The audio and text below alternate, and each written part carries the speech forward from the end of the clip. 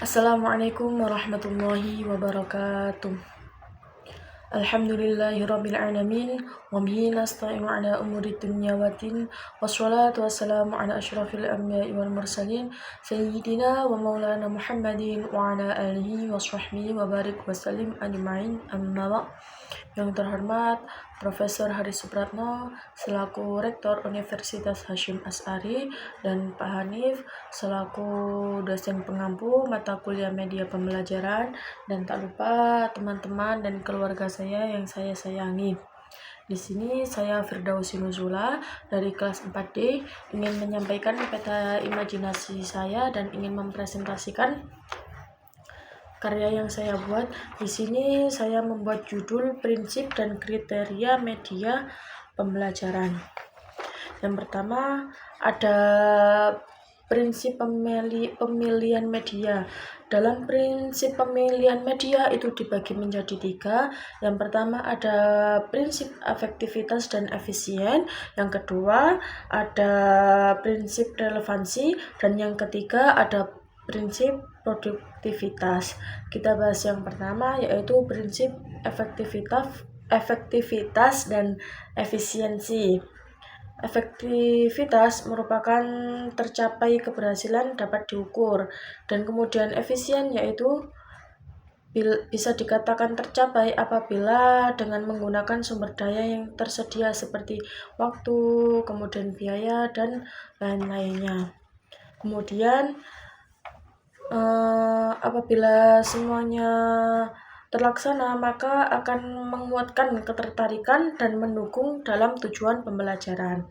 Kemudian yang kedua ada prinsip relevansi, yang dimana prinsip relevansi merupakan pendidik harus bisa memilih media, yang kedua memilih strategis dalam pembelajaran, dan yang ketiga memilih evaluasi dalam pembelajaran yang sesuai.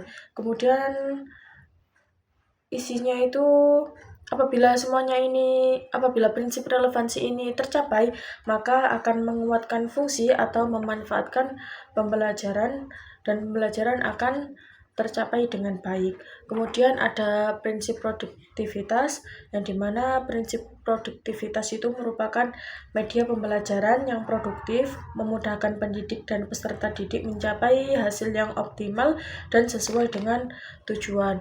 Dan apabila prinsip produktivitas ini semakin produktif, maka akan semakin cepat dan tepat tujuan pembelajaran itu terrealisasi dengan baik. Kemudian ada kriteria pemilihan media.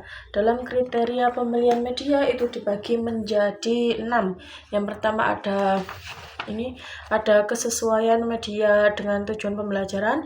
Yang kedua ada media tanpa guna. Yang ketiga ada kondisi peserta didik. Yang keempat ada ketersediaan. Yang keenam ada biaya, dan yang keenam ada keterampilan operasional. Kita bahas yang pertama ini dulu, yaitu kesesuaian media dengan tujuan pembelajaran, yang dimana dalam media pembelajaran itu kita harus mencari yang sesuai dengan apa yang akan dipelajarkan, yang dimana berguna untuk meningkatkan kemampuan peserta didik seperti dalam hal kognitif, afektif, baik psikomotorik dari siswa tersebut. Kemudian ada media tanpa guna, yang dimana pemilihan media yang didasarkan dengan kegunaannya, jadi harus sesuai seperti kegunaannya.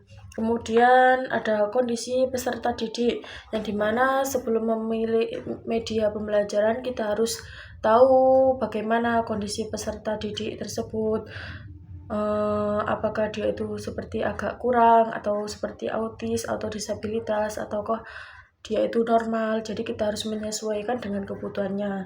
Kemudian ada ketersediaan, jadi media yang akan digunakan itu harus tersedia, harus ada wujudnya. Kemudian ada biaya, yaitu disesuaikan dengan budget kemampuan siswa tersebut, tidak perlu mahal.